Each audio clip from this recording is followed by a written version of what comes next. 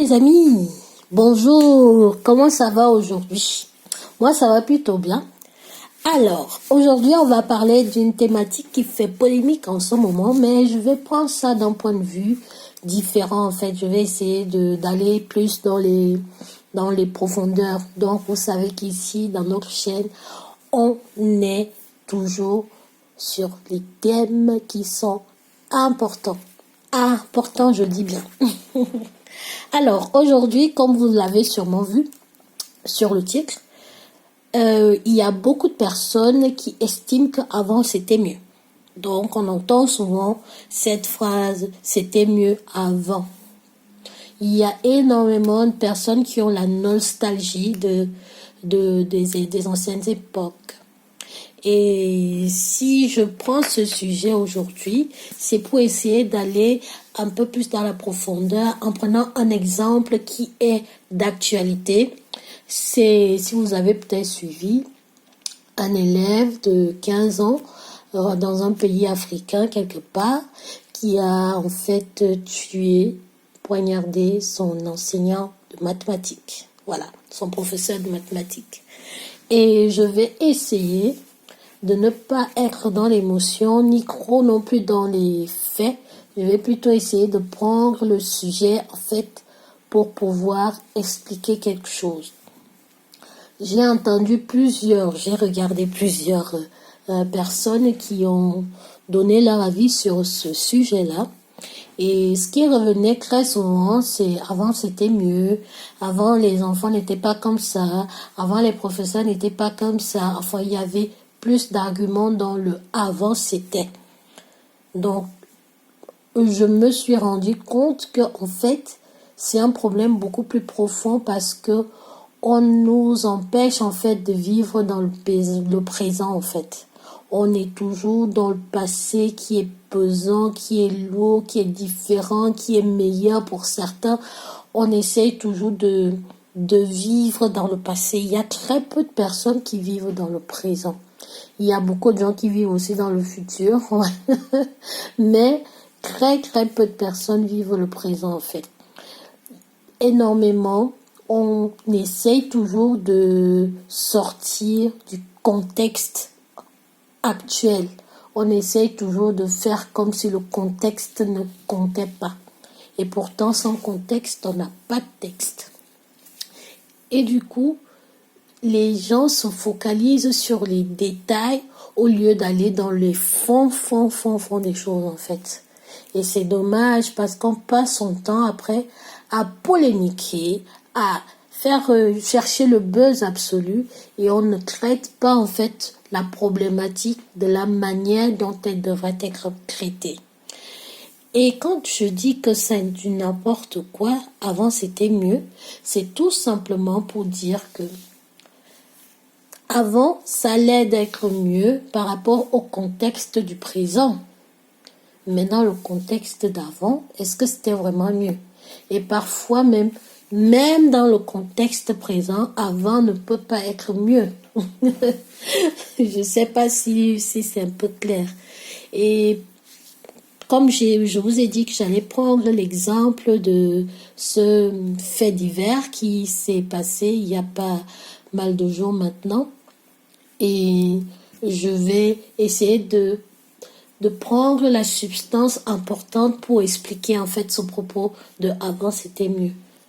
Pourquoi est-ce que nous refusons de vivre le présent en fait? Pourquoi est-ce qu'on a tellement peur du présent? Je ne sais pas ce que vous pensez, mais honnêtement, à se demander si nos vies, nous les vivons vraiment, si c'est nous qui vivons nos vies ou bien c'est d'autres qui vivent nos vies. Parce que dire qu'avant c'était mieux, c'est franchement faire comme si maintenant on ne peut rien faire quoi.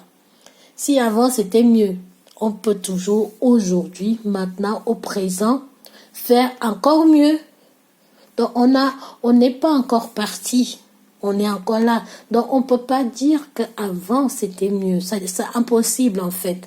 Vu qu'on est vivant, on peut toujours améliorer les choses. Nous sommes des êtres perfectibles, c'est-à-dire qu'on n'est pas parfait, mais on améliore les choses. On peut toujours améliorer tant qu'on est là.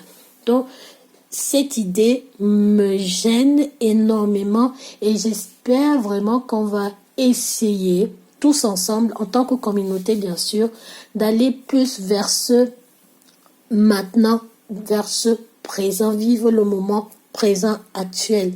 C'est important parce que quand on analyse par exemple la situation qui s'est passée, ce fait divers, et quand beaucoup veulent le mettre dans le contexte, par exemple, que les professeurs avant étaient plus respectés, on avait peur d'eux, par exemple, on ne pouvait pas les mépriser n'importe comment et ce genre de choses ne pouvait absolument pas arriver. On sait bien que ce n'est pas vrai, mais c'est la perception que les gens ont. Ils se disent que comme, par exemple, avant il y avait la chicotte, on pouvait taper les élèves, on pouvait les discipliner par la brutalité. C'était en fait mieux que maintenant, vu qu'on ne peut plus vraiment les discipliner. Mais la vérité, c'est qu'il y a toujours des élèves disciplinés, il y a toujours des élèves bien, comme on dit, bien assis, bien, qui se comportent bien, bien éduqués. Donc, en fait, le problème, en fait, c'est le fait que la chicotte, avant, était là pour régler un problème, c'est-à-dire l'indiscipline, donc le manque de discipline. Et vu qu'aujourd'hui, quelque part, on a un peu effacé cet outil-là et malheureusement, on n'a pas remplacé l'outil. On n'a pas pris un nouvel outil pour pouvoir discipliner les élèves ou discipliner les étudiants. Et ce manque fait que les gens ont l'impression qu'avant c'était mieux. Moi, je dis il faut nuancer parce que c'est très, ça peut pas être vrai. Voilà. Maintenant, le deuxième argument que j'ai beaucoup entendu, c'est l'argument le manque de respect. Donc, toujours avec l'indiscipline. Le manque de respect, on ne respecte plus la statue du professeur. Et j'ai envie de dire qu'on respecte les gens qui sont respectables. Et surtout, j'ai aussi envie de dire, ou bien je vais dire que l'éducation d'un éducateur est plus importante que l'éducation de ses étudiants en fait. Quand un éducateur est éduqué de la manière la plus aboutie possible, cela fait en sorte que l'étudiant ou bien les apprentis seront aussi éduqués au mieux possible. Donc on peut pas séparer en fait ces deux aspects-là. Les deux vont de pair, les deux vont ensemble. L'éducation, c'est la base des deux. Et si on dissocie faire comme on veut faire des clans anti et pour, on se met malheureusement dans une posture qui refuse de mettre les faits face à la réalité. On essaie plutôt de camoufler en fait la médiocrité dans laquelle l'éducation en général se trouve en ce moment. Maintenant, ça ne se trouve pas parce qu'on est au présent et donc on peut encore améliorer. Le fait de penser que c'était mieux avant, c'est se refuser la puissance que le présent nous donne de pouvoir améliorer les choses.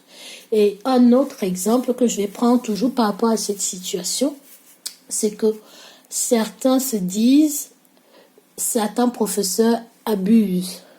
Donc, ils vont souvent beaucoup trop loin et malheureusement, ça vient à ce type de choses, en fait. Là encore, j'ai envie de dire, abuser par rapport à quoi exactement? Parce qu'on vit dans une société, dans une atmosphère d'abus, une atmosphère, en fait, d'agression permanente. Donc, honnêtement, est-ce que quand on est dans un état de brutalité permanente, est-ce qu'on peut même voir qu'il y a abus ou pas? J'ai l'impression qu'on ne peut même pas dire, vu que nous sommes dans cette brutalité en permanence, en fait, c'est difficile de se dire que quelqu'un a abusé, en fait, parce qu'on vit dans l'abus, honnêtement, depuis maintenant des siècles.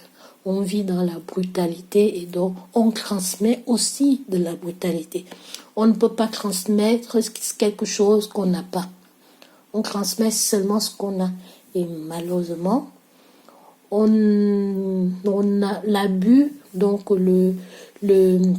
l'agression, cette atmosphère de tension, c'est malheureusement la seule chose qu'on arrive à transmettre. Donc, si on veut transmettre autre chose, il faudrait donc créer cette autre chose-là. Pour le moment, ce qu'on transmet, c'est ce qu'on a créé. Voilà. Donc, c'est sur ce point de vue-là que moi, je voulais aborder aussi cette thématique par rapport à ce fait divers. Donc, ce qui est vraiment, on va dire, regrettable, c'est une mort complètement absurde, à mon avis.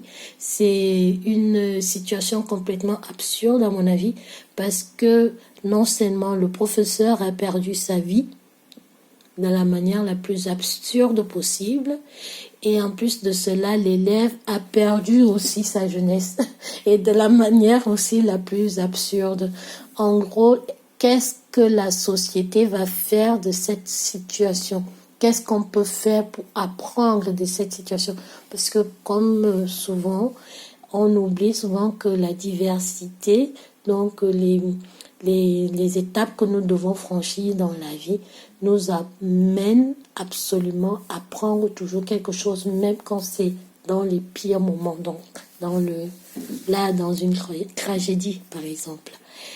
Je ne sais pas ce que vous pensez. J'espère que vous allez laisser quelques commentaires sur cette vidéo parce que je pense que c'est un sujet qu'on doit prendre dans le fond et non dans le divertissement comme on est en train de le faire en ce moment. Qu'est-ce que vous pensez de ce sujet? Dites-le moi dans les commentaires. Je vous souhaite une bonne soirée, une bonne journée si vous regardez ça en journée et à la prochaine vidéo qui sera normalement lundi. Voilà. À bientôt!